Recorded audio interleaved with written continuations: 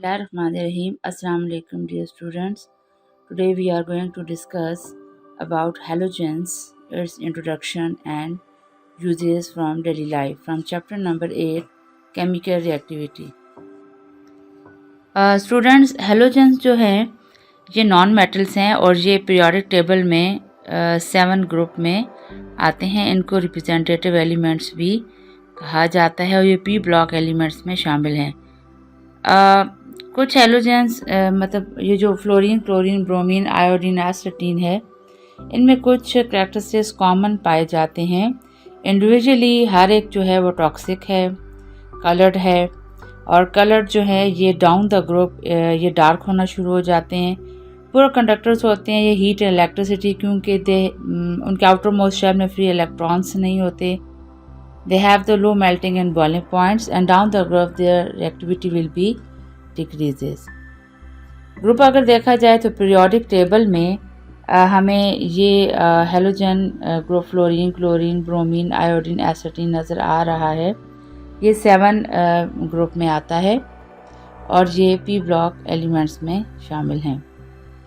Halogen इसे क्यों कहा जाता है? ग्रीक लैंग्वेज का ये वर्ड है जिसका मतलब है halo mean salt, gens mean formation. Salt formation होती है। मीन टू से जब कभी हेलोजन केमिकल रिएक्शन में हिस्सा लेते हैं तो अदर कंपाउंड्स के अलावा मोस्ट ऑफ ये सॉल्ट्स बनाते हैं। फर्स्ट इसके एलिमेंट को हम देखते हैं हेलोजन फैमिली में फ्लोरीन को। फ्लोरीन का एटॉमिक नंबर 9 है और इसका एटॉमिक मेस जो है वो 19 भी रिपोर्टेड है कुछ जगहों पे। फ्लोरीन जो होता है इसके कॉमनली ड्रिंकिंग वाटर में ऐड किया जाता है और ड्रिंकिंग वाटर में इसको ऐड करने का पर्पस क्या होगा स्टूडेंट्स? टूथ डिके जो है इसको एलिमिनेट करने के लिए फ्लोरीन को जो वाटर स्कीम्स हैं उनके अंदर इसको ड्रिंकिंग वाटर में ऐड किया जाता है कैलकुलेटेड अमाउंट में। टूथपेस्ट में इसको इस्तेमाल करते हैं for prevention of the tooth decay. Light bulbs में ये यूज़ किया जाता है कुछ स्पेशल लैब्स के अंदर। इंफ्रारेड लाइट के लेंसेज में भी इसको यूज़ किया जाता है। इसके अलावा एयर कंडीशनिंग एंड रेफ्रिजरेशन में इसको यूज़ किया जाता है, लेकिन कुछ अरसे के 1940s के बाद क्लोरोफ्लोरोकार्बन का आपने नाम सुना होगा। These are the major compounds which are depleted ozone layer. Ozone layer के अंदर जो ओजोन के मालिक्यूल्स की ब्रेक डाउन होती है वो क्लोरोफ्लोरोकार्बन्स की वजह से होती है। तो फ्लोरीन उसके अंदर एक एक्टिव जो है वो एलिमेंट था, तो इस कंपाउंड के ऊपर बैन किया गया। तो एयर कंडीशन रेफ्रिजरेशन में अब इसका इस्तेमाल है, लेकिन बहुत ही कम। नेक्स्ट हमारे पास मेंबर है हेलोजन फैमिली का क्लोरीन। क्लोरीन का एटॉमिक नंबर 17 होता है और इसका एटॉमिक वेट 35 है। कॉमनली जो क्लोरीन है ये ड्रिंकिंग वाटर में यूज़ किया जाता है, स्विमिंग पूल्स में यूज़ किया जाता है और इन दोनों का पर्पस एंटीसेप्टिक है। टेबल साल्ट्स की फॉर्मेशन में यूज़ होता है, हाइड्रोक्लोरिक एसिड के बनाने में यूज़ होता है। अब ड्रिंकिंग वाटर में क्लोरीन और स्विमिंग पूल के अंदर इसका क्या काम है कि स्विमिंग पूल में जो जर्म्स वगैरह हैं उनको ख़त्म करने के लिए भी इसको इस्तेमाल किया जाता है। एंटीसेप्टिक इसका पर्पस होगा। नेक्स्ट हेलोजन हमारे पास है ब्रोमीन। ब्रोमीन का एटॉमिक नंबर 35 है और ब्रोमीन के जनरल यूजेस हैं हमारे पास। उसका एटॉमिक वेट अगर देखें तो 79 है, लेकिन ये राउंड ऑफ होके 80 हो जाता है। तो ब्रोमीन जो है ये डार्क रेड कलर का लिक्विड होता है, ठीक है, और ये सिंगल ऐसा नॉन मेटल है पूरे पीरियोडिक टेबल में जो लिक्विड स्टेट में पाया जाता है और रेड कलर का लिक्विड होता है। अगर इस लिक्विड को ओपनली छोड़ दिया जाए तो इसके वेपर्स आहिस्ता आहिस्ता ये लिक्विड एवेपरेट हो जाता है, ठीक है। और इसके जो यूजेस हैं उसमें इसको for the purifying the water use किया जाता है, फ्यूमिगेशन के लिए, फायर रिटार्डेंट के लिए यूज़ होता है और फोटोग्राफिक फिल्म के लिए यूज़ होता है। यहाँ एक चीज़ क्लियर मैं करती चलूँ कि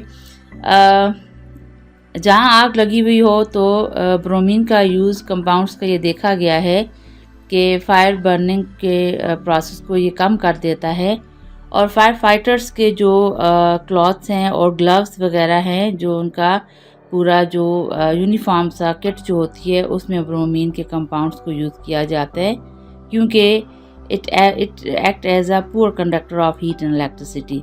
तो वो कॉस्ट्यूम जो बनाया जाता है स्पेशल फायर फाइटर्स के लिए, उसमें ब्रोमीन के कंपाउंड्स को यूज़ किया जाता है। नेक्स्ट हमारे पास है आयोडीन।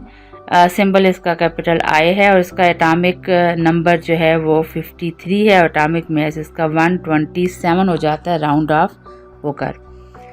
आयोडीन जो है ये सॉलिड स्टेट में पाया जाता है, डार्क पर्पल कलर के इसके क्रिस्टल्स होते हैं। और सबसे इंटरेस्टिंग फैक्ट ये है स्टूडेंट्स कि आयोडीन जो है एट रूम टेम्परेचर ये आसानी से कन्वर्ट हो जाता है वेपर्स में ऑन सब्लिमेशन।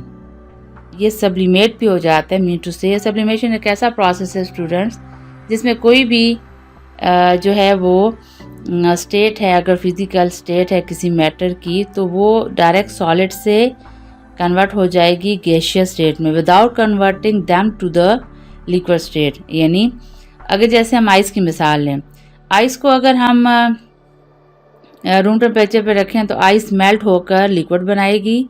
उस आइस को अगर हीटअप किया जाए तब वो वेपर्स में कन्वर्ट होती है। ये केस जो है आयोडीन के साथ नहीं है। Iodine on the sublimation convert हो जाती है। अगर हीटिंग भी दिया जाए तो आयोडीन के जो क्रिस्टल्स हैं पर्पल कलर के, वो कन्वर्ट हो जाते हैं on melting not into the liquid but they are directly converted to the gaseous state. That's why हम ये कहते हैं आयोडीन इज़ अ सब्लिमेट और ये सब्लिमेशन प्रोसेस में रिकॉर्डेड है। आयोडीन को अगर देखा जाए, यहाँ आयोडीन के क्रिस्टल्स को हीट अप किया जा रहा है। एक ग्लोइंग वायर आपको नज़र आ रही है हीटर की। कुछ देर के बाद ये जो वेपर्स हैं ये कन्वर्ट डायरेक्ट हो जाते हैं किसमें, ये क्रिस्टल कन्वर्ट हो जाते हैं वेपर्स में और डार्क पर्पल कलर के जो वेपर्स हैं वो उठते हुए नज़र आते हैं। आयोडीन जो है इसको स्टार्च टेस्टिंग के लिए यूज़ किया जाता है। स्टार्च आमतौर पर प्लांट्स में पाया जाता है या इवन इसको ऐसे ऑर्गेनिजम्स की चेकिंग के लिए भी यूज़ किया जाता है जहाँ पे स्टार्च को चेक करना हो। तो स्टार्च की चेकिंग जब की जाती है with the help of the iodine solution, तो solution will be converted from purple to the blue. Photography film की डेवलपमेंट के लिए यूज़ होता था जब तक डिजिटल कैमरास वगैरह नहीं थे। और थायरॉक्सन यानी हर जो है वो ऑर्गेनिज्म जो ह्यूमन बीइंग की अगर बात की जाए तो उनके नेक रीजन में एक बटरफ्लाई लाइक ग्लैंड है जिसे हम थायरॉइड ग्लैंड कहते हैं, उसमें आयोडीन पाई जाती है और उस कंपाउंड का नाम थायरॉक्सिन होता है। अगर उसकी अमाउंट कम हो जाए तो वो जो गर्दन का वो पोर्शन है वो स्वेल्स अप हो जाता है जिसको हम गॉइटर कहते हैं।